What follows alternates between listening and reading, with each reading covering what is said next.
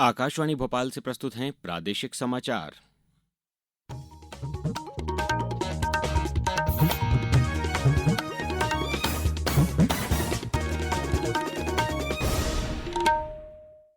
नमस्कार, समाचारों के साथ मैं अभिषेक कटियार। सबसे पहले इस बुलेटिन के मुख्य समाचार। प्रधानमंत्री नरेंद्र मोदी ने ब्रिटेन के साथ हुए ऐतिहासिक मुक्त व्यापार समझौते को भारत में बढ़ते वैश्विक विश्वास का प्रतीक बताया। प्रधानमंत्री आज सुबह 11 बजे आकाशवाणी पर मन की बात कार्यक्रम में लोगों के साथ अपने विचार साझा करेंगे। नकली खाद बीज बेचने वालों के खिलाफ कार्रवाई की केंद्रीय कृषि मंत्री शिवराज सिंह चौहान ने दी चेतावनी। और प्रदेश के 7 जिलों में अति भारी बारिश का रेड अलर्ट जारी। अब समाचार विस्तार से। प्रधानमंत्री नरेंद्र मोदी ने ब्रिटेन के साथ हुए ऐतिहासिक मुक्त व्यापार समझौते को भारत में बढ़ते वैश्विक विश्वास और राष्ट्र के नए आत्मविश्वास का प्रतीक बताया है। तमिलनाडु के थुथुकुडी में 4800 करोड़ रुपए से अधिक की विकास परियोजनाओं का शिलान्यास और उद्घाटन करने के बाद कल रात जनसभा को संबोधित करते हुए प्रधानमंत्री मोदी ने कहा कि इस आत्मविश्वास से एक विकसित भारत और एक विकसित तमिलनाडु के निर्माण को गति मिलेगी। उन्होंने कहा कि मुक्त व्यापार समझौते से भारत की अर्थव्यवस्था सुदृढ़ होगी और दुनिया की तीसरी सबसे बड़ी अर्थव्यवस्था बनने की दिशा में देश की प्रगति का मार्ग प्रशस्त होगा। विदेश प्रवास के दौरान भारत और इंग्लैंड के बीच ऐतिहासिक फ्री ट्रेड एग्रीमेंट हुआ है। ये भारत पर दुनिया के बढ़ते भरोसे और भारत के नए आत्मविश्वास का प्रतीक है। इसी आत्मविश्वास से हम विकसित भारत बनाएंगे, विकसित तमिलनाडु बनाएंगे। प्रधानमंत्री नरेंद्र मोदी आज सुबह 11 बजे आकाशवाणी पर मन की बात कार्यक्रम में देश और दुनिया के लोगों के साथ अपने विचार साझा करेंगे। इस मासिक रेडियो कार्यक्रम की यह 124वीं कड़ी होगी। यह कार्यक्रम आकाशवाणी और दूरदर्शन के समूचे नेटवर्क, आकाशवाणी समाचार वेबसाइट और news on AIR mobile app पर प्रसारित किया जाएगा। मन की बात कार्यक्रम का सीधा प्रसारण आकाशवाणी समाचार, DD न्यूज, प्रधानमंत्री कार्यालय और सूचना एवं प्रसारण मंत्रालय के YouTube चैनलों पर भी किया जाएगा। हिंदी प्रसारण के तुरंत बाद आकाशवाणी पर क्षेत्रीय भाषाओं में भी इसका प्रसारण किया जाएगा। रीवा रीजनल टूरिज्म कॉन्क्लेव में निवेशकों ने रीवा और शहडोल संभाग में 3000 करोड़ से अधिक के निवेश की इच्छा जताई है। मुख्यमंत्री डॉ. मोहन यादव ने कल रीवा में 2 दिवसीय रीजनल टूरिज्म कॉन्क्लेव के शुभारंभ कार्यक्रम में पर्यटन क्षेत्र के निवेशकों को संबोधित करते हुए कहा कि इन क्षेत्रों के लिए एक नई सुबह का आगाज हुआ है और यह ऐतिहासिक पल दोनों संभागों के लिए आर्थिक समृद्धि और रोजगार के नए द्वार खोलेगा। मुख्यमंत्री ने कहा है कि हम विरासत से विकास की ओर मिशन मोड में आगे बढ़ रहे हैं। डॉ. यादव ने कहा कि अपनी मीठी बोली, कला, संस्कृति, खान पान में अपनत्व समेटे और सघन वनों की हरियाली से आच्छादित इस हरित क्षेत्र में आइडियल टूरिस्ट डेस्टिनेशन बनने की पूरी संभावना है।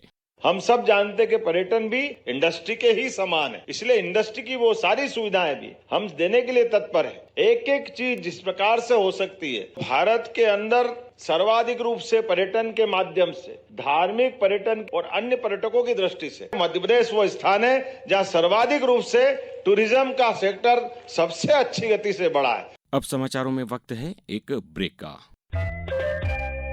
ये समाचार आप आकाशवाणी मध्य प्रदेश से सुन रहे हैं। ये समाचार बुलेटिन YouTube पर Madhya Pradesh news all India radio पर, फेसबुक के साथ ही X platform AIR news Bhopal page पर सुने जा सकते हैं। आप हमारी वेबसाइट newsonair.gov.in पर या न्यूज ऑन AIR ऐप पर भी समाचार सुन सकते हैं। समाचारों में पुनः आपका स्वागत है। केंद्रीय कृषि मंत्री शिवराज सिंह चौहान ने कहा है कि यूनाइटेड किंगडम UK में भारत से निर्यात होने वाले कृषि उत्पाद पर 0% टैक्स पॉलिसी के तहत किसी प्रकार का कर नहीं लगेगा। यह देश के किसानों के लिए एक बड़ी खुशखबरी है। क्षेत्रीय सांसद श्री चौहान ने रायसेन में जिला विकास समन्वय और मूल्यांकन समिति की दिशा बैठक में शामिल होने के बाद पत्रकारों से चर्चा में कहा कि अमेरिका से भी टैरिफ वॉर पॉलिसी में भारत ने अपना रुख साफ कर दिया है कि हम भारत के किसानों का हनन नहीं होने देंगे और किसानों के हित में ही भारत अपना निर्णय रखेगा। उन्होंने कहा कि नकली खाद को लेकर सरकार सख्त है। सरकार जल्द ही इस विषय पर कठोर कानून लाकर नकली खाद बीज वालों के खिलाफ कार्रवाई करेगी। इसके लिए मैंने मुख्यमंत्रियों को चिट्ठियां लिखी हैं। नकली पेस्टिसाइड पे भी हम कार्रवाई करेंगे, नकली खाद पर भी हम कार्रवाई करेंगे, लेकिन अभी जो कानून बना हुआ है नकली खाद, नकली बीज और नकली पेस्टिसाइड के लिए, वो ऐसा है कि 1000 रुपया जुर्माना, 500 रुपया जुर्माना या फिर आसानी से सजा का प्रावधान है, लेकिन प्रभावी ढंग से नहीं हो पाती। अब एक कड़ा कानून बने, क्योंकि ये माफ करने के लायक अपराध नहीं। इन पर कठोरतम दंड, कड़ा कानून बनाने पर भी हम लोग विचार। उप मुख्यमंत्री राजेंद्र शुक्ल ने कहा है कि सिकल सेल को वर्ष 2030 तक प्रदेश से समाप्त किया जाएगा। सिकल सेल एनीमिया से पीड़ित मरीजों की पहचान कर उन्हें समुचित चिकित्सा सुविधा एवं पोषण ऑर्गेनिक किट उपलब्ध कराने में किरण सेवा संस्थान महत्वपूर्ण भूमिका का निर्वहन करेगा। उप मुख्यमंत्री ने किरण सेवा संस्थान रीवा में सिकल सेल परामर्श एवं पोषण मित्र केंद्र का शुभारंभ किया।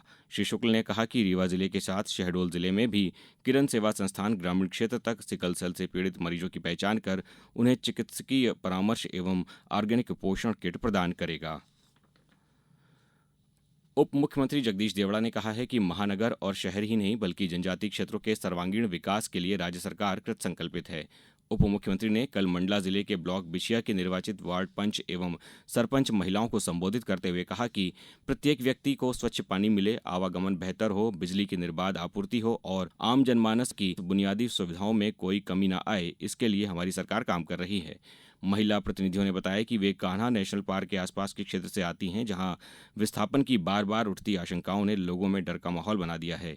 उप मुख्यमंत्री ने उन्हें आश्वासन दिया कि विस्थापन को लेकर ऐसा कोई मसौदा फिलहाल नहीं है और क्षेत्रवासियों को चिंता करने की आवश्यकता नहीं है। प्रदेश में मानसून एक बार फिर सक्रिय हो गया है। प्रदेश के 30 से अधिक जिलों में बारिश हुई है। मौसम विभाग ने आज सुबह तक के अनुमान में प्रदेश के 7 जिलों में अति भारी बारिश का रेड अलर्ट जारी किया है। इनमें सीहोर, नर्मदापुरम, बैतूल, हरदा, नरसिंहपुर और छिंदवाड़ा शामिल हैं। इसके अलावा 21 जिलों में ऑरेंज अलर्ट जारी किया गया है। बैतूल के सारणी के सतपुड़ा बांध के 7 गेट खोल दिए गए हैं। मुरैना के पगारा बांध के 6 गेट खोल दिए हैं। सीहोर में तेज बारिश होने से कोलांस नदी उफान पर है। झाबुआ, खंडवा और शहडोल जिलों में भी बारिश हुई है। ग्वालियर जिले में अतिवृष्टि से हुए जलभराव से प्रभावित गांवों के लोगों के लिए राहत शिविर स्थापित किए गए हैं। साथ ही जहां पर अत्यधिक जलभराव है वहां लोगों को सुरक्षित स्थानों पर पहुंचाया जा रहा है। डबरा के ग्राम नंदू का डेरा और ग्राम खेड़ी रायमल में भी रेस्क्यू ऑपरेशन कर लोगों को राहत शिविरों में पहुंचाया जा रहा है। वहीं खंडवा में इंदिरा सागर बांध के ऊपरी नर्मदा कछार में जारी भारी वर्षा से नर्मदा नदी का जल अत्यधिक प्रवाह से बह रहा है, जिसके चलते इंदिरा सागर बांध के 12 गेट खोलकर पानी छोड़ा जा रहा है, जबकि ओंकारेश्वर बांध के 9 गेट खोल दिए गए हैं। ओंकारेश्वर बांध से कुल 3510 क्यूसेक पानी छोड़ा जा रहा है, जिनमें से 1614 क्यूसेक पानी गेट नंबर 1 से, वहीं टरबाइन से 1896 क्यूसेक पानी छोड़ा जा रहा है। प्रशासन ने नर्मदा नदी के किनारे गांव के लोगों से सतर्क रहने की अपील की है। अब रुक करते हैं क्रिकेट का। मैनचेस्टर में एंडरसन तेंदुलकर क्रिकेट श्रृंखला के चौथे टेस्ट मैच के अंतिम दिन भारत आज अपनी दूसरी पारी में 2 विकेट पर 174 रन से आगे खेलना शुरू करेगा। इंग्लैंड ने अपनी पहली पारी में 669 रन बनाए और भारत पर 311 रन की बढ़त बना ली है। भारत इंग्लैंड से अब भी 137 रन पीछे है। इससे पहले बेन स्टोक्स ने 141 रन की शानदार पारी खेली, जो रूट ने 248 गेंदों पर 150 रन बनाए। वे टेस्ट क्रिकेट के इतिहास में सबसे अधिक रन बनाने वाले दूसरे खिलाड़ी बन गए हैं।